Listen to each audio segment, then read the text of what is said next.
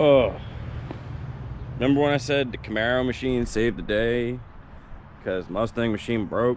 Which Mustang machine isn't technically really broken. It's just, I shouldn't be driving it the way the shifter's working. If you watched my last video, you know what's going on with the Mustang. If you haven't, something broke in the shifter and the gears are 90 degrees apart from each other. They're hitting the dashboard and they're pulling back over the console and it's hitting the dashboard again. So I pulled that off the road immediately until I can figure out what's wrong with it, and it's cold out because it's February. So I'm like, you know what, there's no road salt out, I'll just grab the Camaro here because that should be a trusty car. And I've been noticing for quite a while that I've been getting really shitty gas mileage in this thing, and it's just been getting worse and worse to the point where I did some calculations here and I'm getting like 5 miles to the gallon out of a mostly stock car that has no performance orientation to it. And you know, it's just a 350 with a tiny little economy Edelbrock on it, and I'm not driving around with my foot to the floor, and it's getting worse gas mileage than that tank right there that's got a 455 in it. So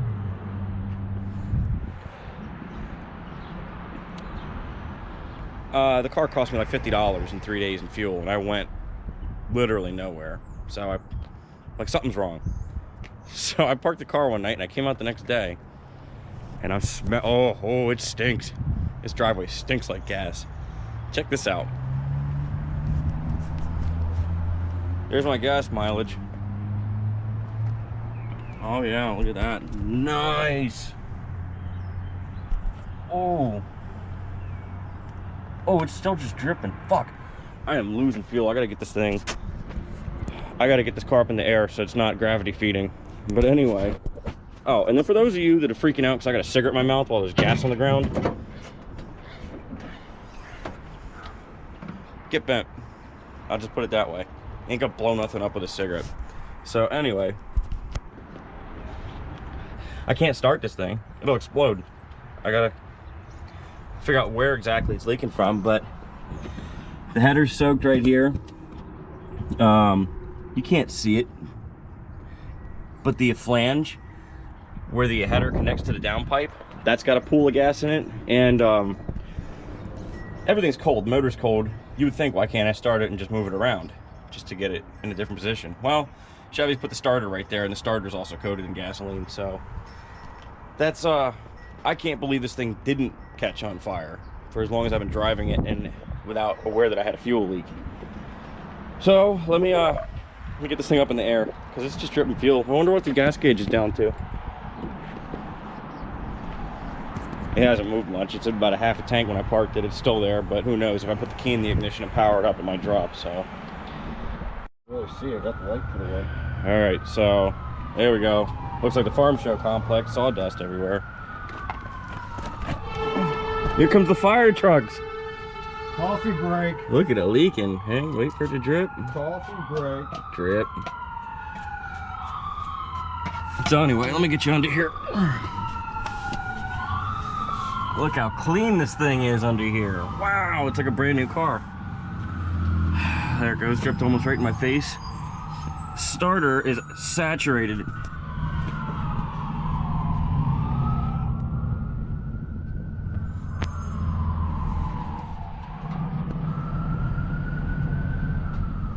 So yeah, I guess the metal hardline, this piece right here, Been rubbing against the frame. yeah, it's been rubbing against the frame, and oh, now I got gas on me. It's been rubbing against the frame, and it chafed a hole in it. And who knows how much fuel this thing's been pissing while it's running, while the fuel pump's pulling against it, versus the steady stream it has now when it's not running. And the starter, arcing there. And the fact that I've been driving this thing for who knows how many miles like that before it started actually leaking on the ground like it is now, it's a mystery that this thing hasn't exploded or caught on fire at this point. It, if you guys remember a while ago back in May, the dashboard caught on fire with some wiring, and we fixed that problem, and now the car is like, okay, you want to fix all the wiring that's a fire hazard? Now I got to think, how else can I catch on fire? And I'll tell you this, the only reason this car didn't catch on fire is because I switched this thing over to Haggerty to a really good insurance policy, and now nothing will go wrong, guaranteed, because I'd love that payout, but you know how that'll go. I am now insured that nothing will happen to this car, which is good. So yeah, that's why they call it insurance. Once you get a nice enough policy on something, nothing will go wrong. You'll never be able to catch that out. So, now I'm down 2 cars. I am not gonna fix this here in the driveway. It's February, and even though it's kind of nice today, it's not gonna be for long. So we're gonna wheel it on over to my buddy's shop, my buddy Zach, and put it up on his lift. I'll have him fix the line real quick and check out some front suspension issues that I've been having and other stuff while it's on the lift. So, but there you have it. I'm telling you, the fuel mileage in this car was crippling, and it just made no sense. The car was running great. It wasn't running rich or blowing black shit out of the exhaust. It wasn't stumbling. And slowly but literally, I've just been losing gas mileage to the point where I went for a 14-mile round trip. I went from here to Riley's house and back, which is 7.5 miles each way, call it 15 round trip, and it burnt a 1/4 tank of gas. And that was when I came home that night, that it burnt a 1/4 tank of gas. I parked it in the driveway, came out the next day and discovered that.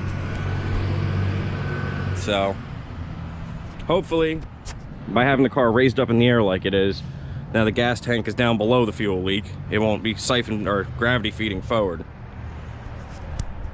So stay tuned for updates on junk, the red junk over at Riley's house, the other black junk behind that garage door.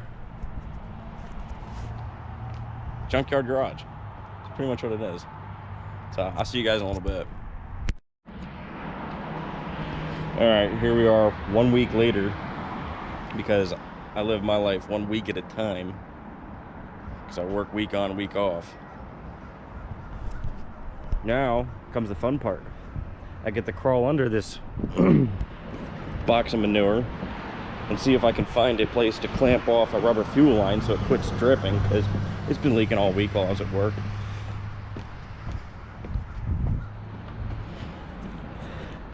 And we're getting ready to bring it over to my buddy's shop. I got to call AAA, and AAA should be paying me for all the advertising I do, because I just did one on the red trash Camaro.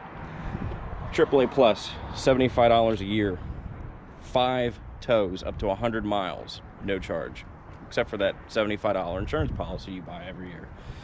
I've used that more times in my life than I can count, and I've abused it.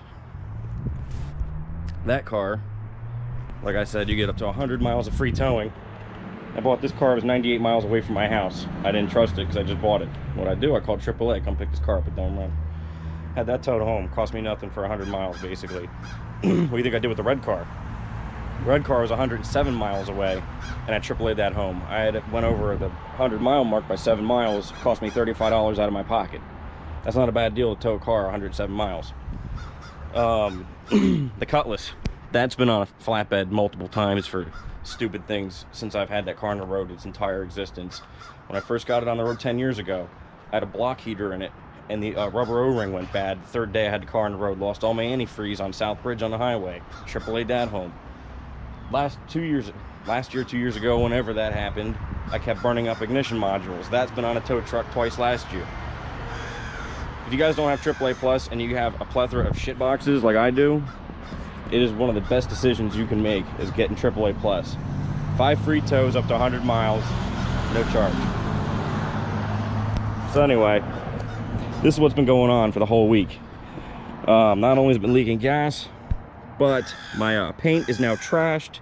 It was a fresh, nice wax and wash job, and now it's just garbagely destroyed. Yeah, black cars suck. That's what's leaked all week long. It'll probably drip here any second. There it goes. So I haven't emptied that pan one time. It's been like that for a week, and that's the most it's accumulated. So it's a slow leak, but it, you know, it is what it is. So as I said, now I'm gonna crawl under this bucket and see if I can clamp it off somewhere, because that's what the garage I'm taking it to asked. Zach said, can you clamp it off anywhere? So I'm gonna look. Here's something else that's interesting. It's February 15th. I'm out here in short sleeve, and it's 65 degrees out. This is awesome. If this is what they be talking about with global warming, man, I'm all for it. I hate the wintertime, I hate the cold, and but honestly, anything less than 65 degrees, I start bitching. So, this is awesome. This has been broken 3 weeks as of today, Wednesday. So, I don't know how old the battery is in this car. Never had to change it yet. So I'm gonna fire this thing up and let it warm up. I wanna keep this car healthy and alive and not let it slump into a retirement, because this is my daily. Loud ass fuel pump.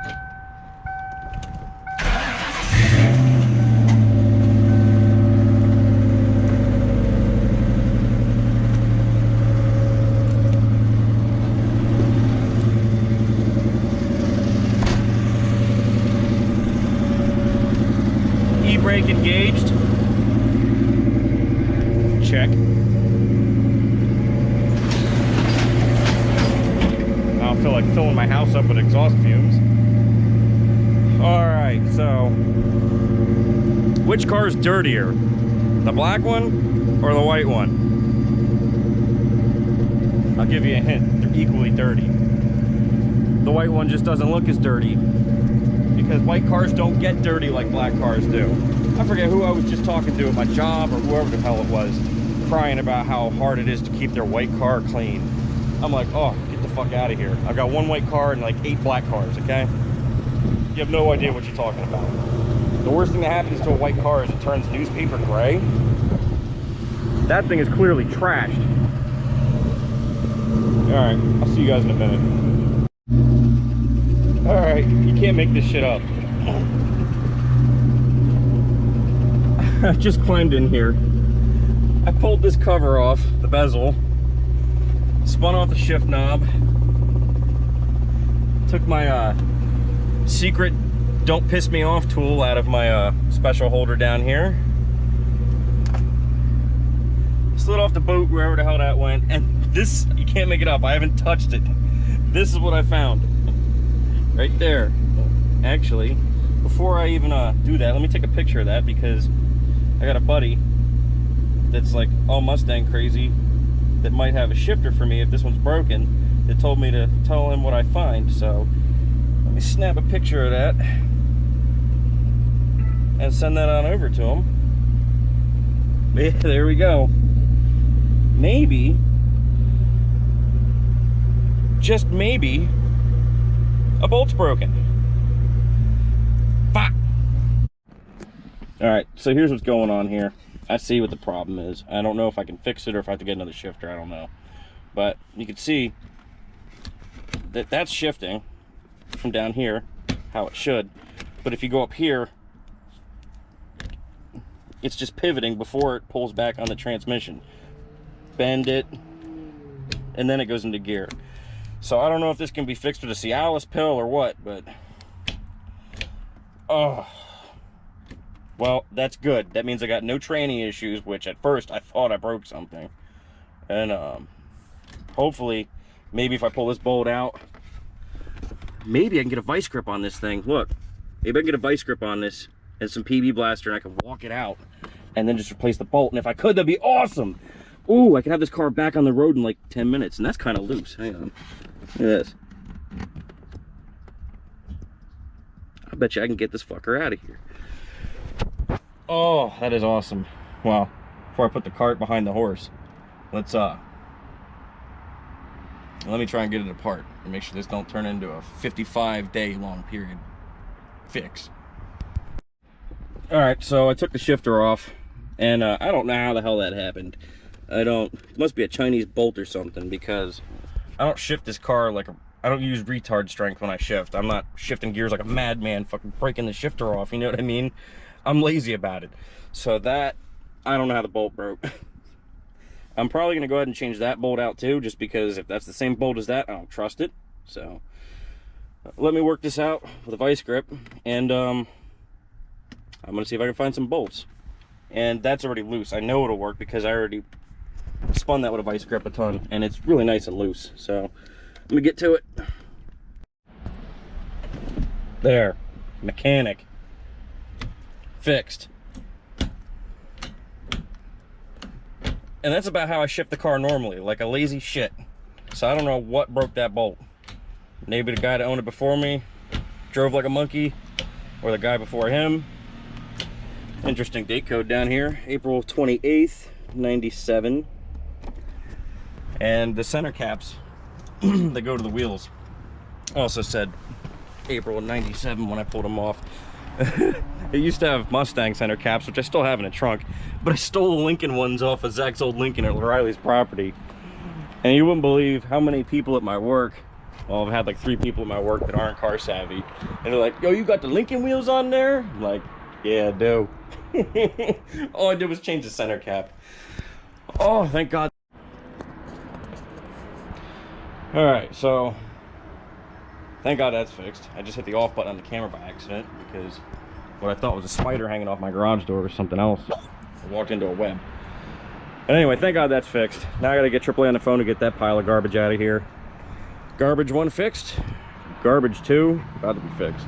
Fire screw at work. All right, so I got that back. That's fixed. Today's Saturday. Got the car back. They did an all right job on the fuel line. Got them nickel cadmium. We relocated the line to the top side of the frame rail and underneath the evaporator box off of the header. And you can't really see it, but we slid a couple cock sleeves over the fuel line, like these spark plug protectors. I got 2 black ones that we put around the fuel line because I was having a problem with this car in the summertime, and pretty much any time I drive it, really. I'd shut the car off and I'd go in the store and I'd come back out in 5 minutes. I'd start the car and it would have a hard time starting, and it would run like shit. I mean, it would run horrible to the point where you'd have to keep your foot in the gas so it wouldn't stall. And it would drive down the road like that, stumbling and running like ass for like the next 1.5 miles, 2 miles. Well, that's what it was. The fuel line was so close to the header that while the fuel's stagnant right there in the line, that close to the header, it was just boiling the fuel. And it was taking about 1.5 miles to clear that line out and bring fresh, cool fuel up so the car would run right. So that's a bonus, having that line kicked over away from the header where the header can't crush it again. And all right, so that GoPro piece of shit battery decided to only last 3 minutes and then died. So what you just saw was yesterday, and I had to make a special trip back here today because I had no batteries. I don't even know where I left off with the Camaro, somewhere on the fuel lines, the black one. And then the red one, we got the motor mounts out yesterday. Used a grinding wheel to just cut the heads off the bolts. And I put my AC delete box on. That's only being held on with a tube of silicone and 1 bolt, 2 bolt, and a stud. And I can't even put a nut on the stud because it just keeps rotating. The stud's rotating in the firewall, so it'll be all right. The thing's on there, it ain't going nowhere. Silicone squished out. Everybody told me to go with a piece of sheet metal, and I was like, no, I want heat. Definitely having heat in this car. So, my buddy Damien, I want to give him a shout out. He brought me a posi for the thing. We got a carrier and some gears. We got a set right here. 342 posi. Came out of a 4th gen Camaro or Firebird. It was a 6-speed car, so it had 342 gears. Evidently the automatic cars came with 273s, but if you got the 6-speed, they give you 342s. So that's nice. That solves that problem of what are we going to do about a posi. But while he was over here, I really should have better lighting on here. How do you turn these lights on? While he was over here, he's looking around in the K-member area and looking at suspension parts, and he shouts out, oh, so this car had an LS in it. I'm like, what do you mean it had an LS? What are you talking about? And he's pointing in a general direction. I'm like, yeah, so what? It's a frame and motor mounts. And then he go show me how the frame is cut out right here. See how it's notched? They cut it that way, cut it all the way across, and then cut it that way. And then they plated it from the backside, and they did a pretty good job. I mean, the welds even look good. He's saying that they cut this out because the LS motors, I guess with the truck oil pan, they don't fit unless you notch the frame. And then that explains why this is cut out. Somebody cut the firewall out. I thought maybe it's because HEI distributor caps are huge and it'd be a lot easier to pull it out without having that in your way. But he said, nope. They cut that part out because they didn't have a car intake, and the truck intakes are up real high and they go back like that. So, interesting. I don't know if the car ever ran and drove with an LS in it. I get more of the vibe that somebody may have put the motor in the car or prepared to put the motor in the car and gave up on the project. I found out, I already knew the rag joint was shot in this car. Rag joint's no good. Chris was over yesterday playing with it and it twists. It's not terrible, but it's not great either. But we checked the rag joint on the black Camaro, and the one on the Camaro out there is 1,000 times worse, and that explains why the car does the drunk weave everywhere as it goes. That car is miserable to drive, and I finally figured out why.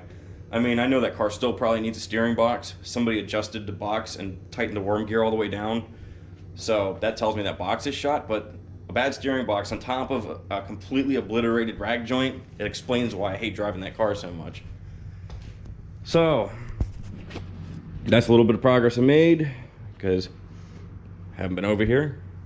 Really busy between broken cars, broken Mustangs, broken Camaros, and then this. But at least these mounts are out. That's on. And this powder-coated Olds mounts I have can now be welded here to the frame. Unlike that mount on the floor that wouldn't have worked. So, as said before, what I got to do is bolt the motor and tranny together, put it in the car, bolt the tranny to the cross member, and then that will tell me exactly where the mounts need to go on the frame. We'll tack weld them down, and then we'll pull the motor and tranny back out of the car, weld them in real good, and then we should be good to go.